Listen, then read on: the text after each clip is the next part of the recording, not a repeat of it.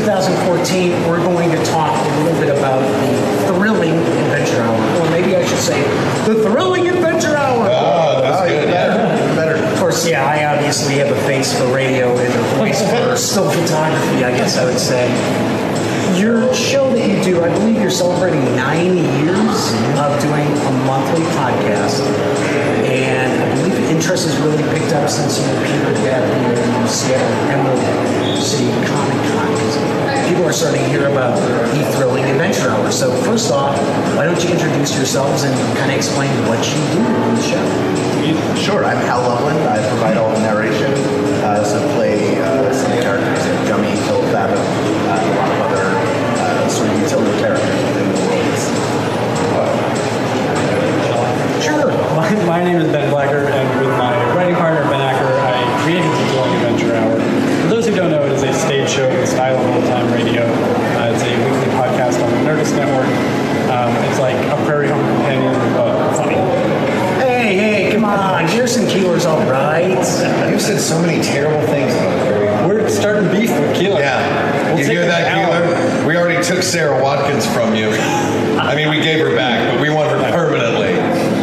My name is Mark Gagliardi. I play Croach the Tracker, who is a sort of a Martian version of Tonto in one of the recurring segments on the show, Sparks Nevada, Marshall on Mars, which is the opening segment.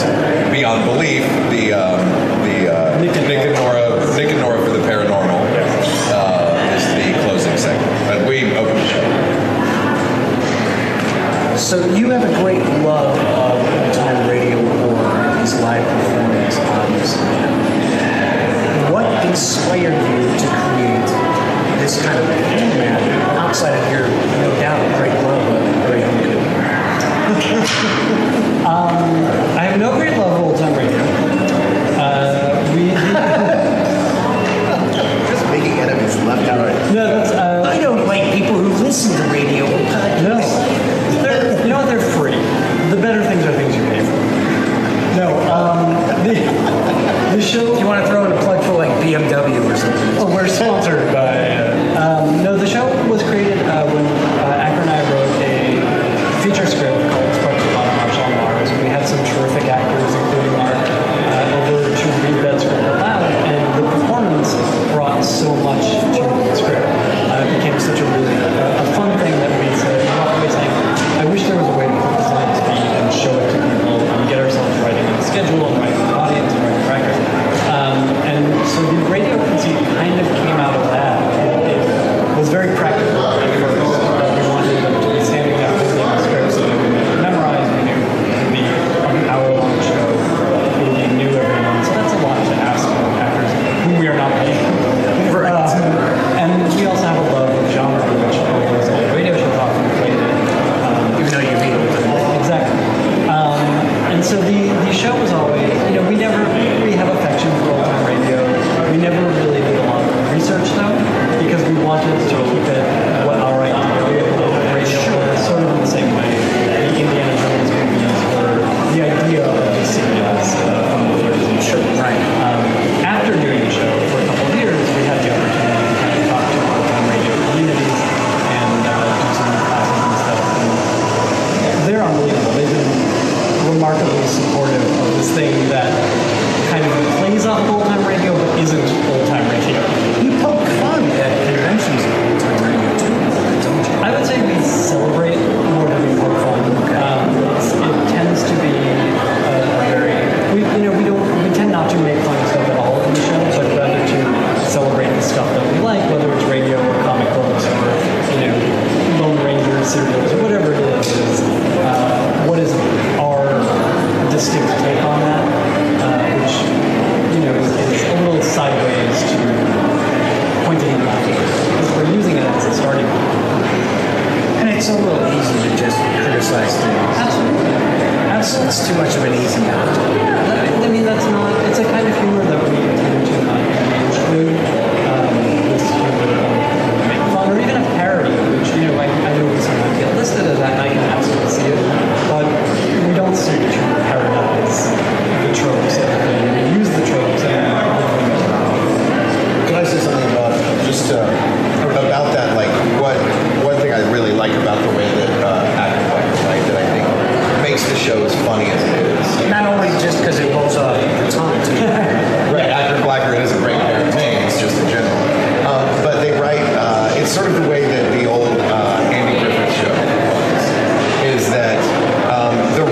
that something is funny is not because of what they're saying, it's because of who is saying it. And I know that Sparks Nevada is going to react to a certain character is going to come on stage that will have either a level of bravado to them or some sort of flaw, whatever Sparks Nevada is reacting to, or any of the other characters, Frank and Sadie or any of our regulars. What makes it funny is their reaction to it. It's not that they're making fun of a thing or making a joke about a thing. It's that old Jack Benny bit. You don't even have to say anything. Some of our biggest laughs have happened, which I'm sure to the podcast audience is they don't know what's going on, but they can infer, much like with the old Jack Benny bit, they can infer exactly what Sparks Because they're so is familiar thinking, with the character. because they know what Sparks, the way Sparks thinks. Sure. And someone else will say something and they will think to themselves, they'll fill in the blanks and say, oh, I know exactly how Sparks Nevada feels about that. So all Jackson has to do is raise an eyebrow and the audience goes crazy because they know exactly what's going on. As it just goes past. Yeah. Talking about the show itself, now you also have an anthology of stories that is nominated for an Eisner Award this year. Yes. And we don't recall too many radio shows that have had comic books that are up for Eisner Awards. Not this year, not in the recent past. Yeah, we've been thrilled. We did a Kickstarter campaign a few years ago to help pay this big graphic novel anthology that we put out last year, which is 10 different stories from the world of film adventure, illustrated by 10 different artists. And Hacker and I wrote all 10 stories, and we're immensely proud of it. It's a way more stunning piece than we could have anticipated. The artists all out, the printer, the publisher, the designer. It's really a so the Eisner nominations, the icing on the cake. We're just so glad to recognize all the hard work. Are you surprised by how much money you've had to spend on rides? We factored that in. It was very clear on the Kickstarter. It's part of the Kickstarter. Yeah. So, yeah, it was a pledge. This level. much It was a, would be- stretch goal. Yeah, right. Okay. I love bribes as a stretch goal. It's a payoff stretch goal. Yeah. Exactly. And you also perform some improv shows too, so it's not always just the thrilling adventure. In fact, you have one tonight, so unfortunately, viewers at home missed out. I hope you saw it. Our cast is unbelievably gifted. And they are doing. They're all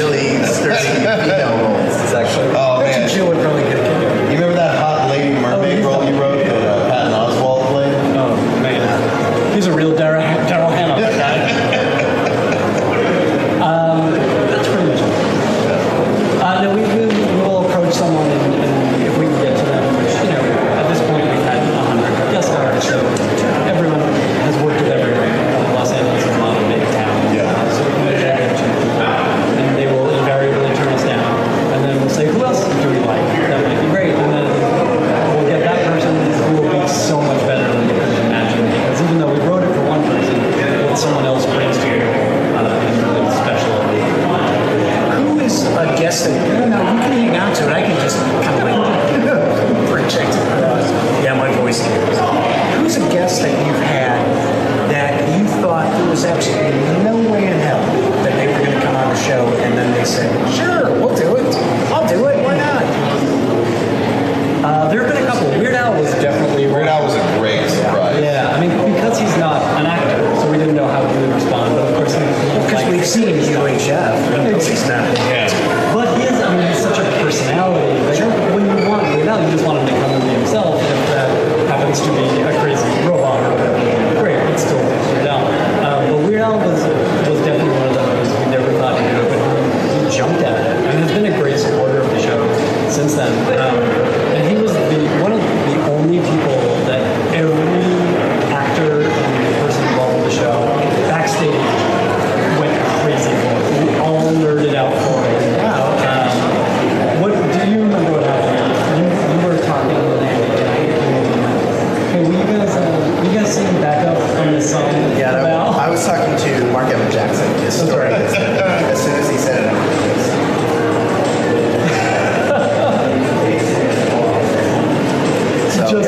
froze. I'm ready to faint. You're like, I'm going to sing back up for Weird Al. got to share a mic with him at the anniversary show. I was backstage with Josh Molina. He's working with Martin Sheen, like this guy's working with Aaron Sorkin, he's working with great actors. And I said, "Oh, Weird Al is here," and Josh turned into a 14-year-old boy. Take a picture with Weird Al. It was amazing. So we've had some guest stars like that it's funny to see like the levels of nerding out of someone. So you did it, and we won't name names, but obviously you've had a guest where other people, other members of the cast are like, Right. Well, sure. There's that famous story which Jackson has told. I actually have the same story actually because I've been on exact same thing. Hold on. Allow me, please. So part of our Kickstarter, one of the rewards outside the bribes to outside of being able to make the mob rules or the rest of the guys that are Comedians. they're committee, right? One of the rewards we could get by backing us was to be able to attend the rehearsal. So we had a rehearsal at Uptown Comics, and Ben told me when I came in, he said we have some backers here who are going to do rehearsal. So I see 3 people sitting down in the floor next to each other. I do not recognize any of them. One of them is a lovely young girl with red hair who had a Scottish accent. I'm like, wow, this person came all the way from Scotland. She must be Is in the face of thinking. Then we do rehearsal. I'm wondering if it's who I think. And she gets up and is in one of the pieces, and somebody says, "Tell me, oh, that's Karen Gillan." I knew Doctor Who. that's who I figured it was. So I like. And you're a real nerd. I'm a real nerd. No idea. I had no idea who it was. I was not watching Doctor Who. My nephew would be like, Yeah. And she's on the show a couple times. She's fantastic. I want to. One of my favorite guest star stories to witness was Tom Lennon came to the show, and everybody in comedy. It's like what they say about. Who is it that they talk about Velvet Underground? Like, Right. Not a lot of people know the Velvet Underground, but everybody that does started a band. Not a lot of people know Tom Lennon, but everybody that does know Tom Lennon now works in comedy. He's brilliant from Reno 911 and does a million things. But he came in to do the show, and Keegan Michael Key, the star of Key and Peele, who is brilliant improviser, comedian. I'm a huge fan of Key and Peele, and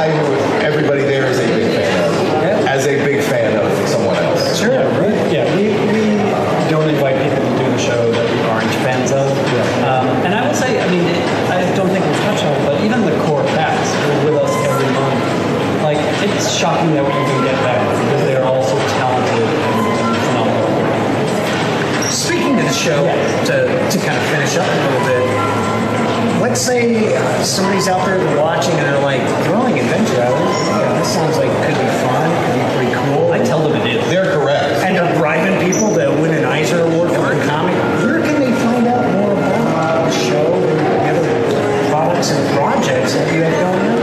I'm glad you asked that. Find out more about the Thrilling Adventure Hour, the Thrilling Adventure Hour podcast, the Thrilling Adventure Hour live show. How would you do that? Go to thrillingadventurehour.com. Or a At least smartphone. you didn't say the www dot. Look, go to Why do people still say that? // Yes, they still say that. Yes. Some of them do that. We're a weekly podcast. We're a weekly podcast from the Nerdist Network. You can download us on iTunes. There are 2 episodes with which you might wish to begin. The one with Ira Glass, in which she plays an evil elf, is a great jumping on point. As is an episode that sparks a lot of martial arts, titled The Return of Approach the Tracker and the introduction of 3 other important characters. That's the name of the episode. Because we couldn't think of a name of that episode. Nice. And both of those, I think they're linked on the website. Those are great jumping points. the outlet for that, so it's called Touch. Yes. Any other final thoughts about the Thrilling Adventure Hour? I hope we're not to the point of final thoughts about the show. I would like to keep it going for a very long time. And I will do my last show tomorrow. Oh no! That's it. That is it. It'll be accurate, period. That's it. It's nothing else. I'm gonna say this. So whatever you are a fan of in this world, you will find something in our show that will speak to that. So You don't know our audience. You may not want to say that. I'm telling you. Tentacles? Tentacles? Japanese? Hold on a second. Yes. Here. Absolutely. Yeah. I'm speaking to you, the deep web. Whatever it is that you're into. I don't judge. I don't know what's on your message boards or your little hackers groups, but I'll tell you this. I love the things that We do the show for you just as much as for anybody else. So come and check us out, whatever it is that you're a fan of. Truly, there's a segment of the show that Ben and Ben have written that will speak to that and you will connect with. And it will actually plant a seed in your heart that will grow into love for all of the segments of the show. I've seen it happen again and again. For those of you out there in the deep web. So thank you so much for taking some time out here at C2E2 2014 for us to find out more about the Thrilling Adventure Hour. And for those out there who want to check it out, go to thrillingadventurehour.com and be sure to write to the Eisner Award voters. On the back of the check. Yeah. Well, no, you guys already took care of the money. Make sure that they vote for the anthology to win this year's Eisner.